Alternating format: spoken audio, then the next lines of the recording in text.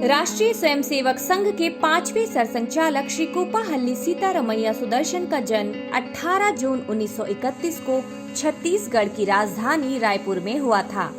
इनका परिवार तमिलनाडु और कर्नाटक की सीमा पर बसे कोपाहल्ली ग्राम का निवासी था। इनके पिता श्री सीतारमैया वन विभाग की नौकरी के कारण अधिकांश समय मध्य प्रदेश में ही रहे। 3 भाई और 1 बहन वाले परिवार में सुदर्शन जी सबसे बड़े थे। रायपुर, दमोह, मंडला और चंद्रपुर में प्रारंभिक शिक्षा पाकर उन्होंने जबलपुर में सागर विश्वविद्यालय से 1954 में दूर संचार विषय में BEE की उपाधि ली और तब से ही संघ प्रचारक के नाते राष्ट्रहित में जीवन समर्पित कर दिया।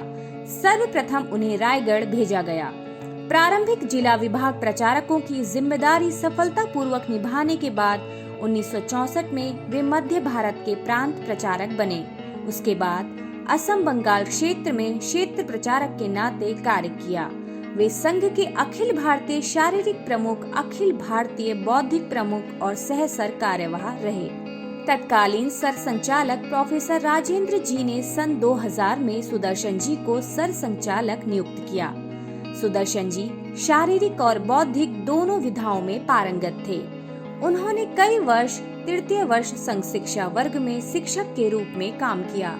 वे अखिल भारतीय शारीरिक शिक्षण प्रमुख भी थे। सर संचालक बनने के बाद भी वे जब संघ शिक्षा वर्ग के मैदान में उपस्थित रहते तब विशिष्ट कठिन प्रयोग स्वयं कर दिखाने में उन्हें कोई संकोच नहीं होता। वे उसका आनंद भी लेते थे।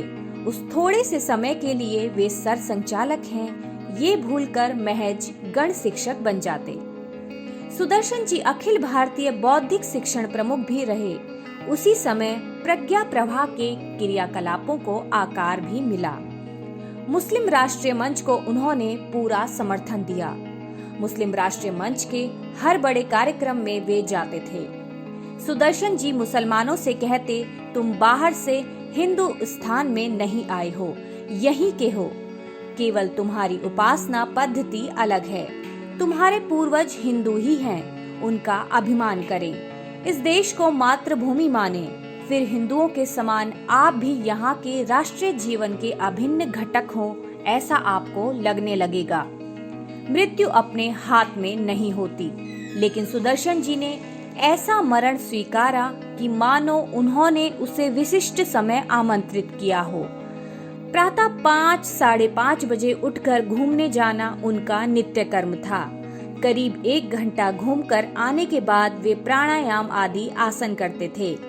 15 सितंबर 2012 को भी वे घूमने गए थे। करीब 6:30 बजे उन्होंने प्राणायाम आरंभ किया और 6:40 पर 81 वर्ष की अवस्था में वे स्वर्ग सिधार गए।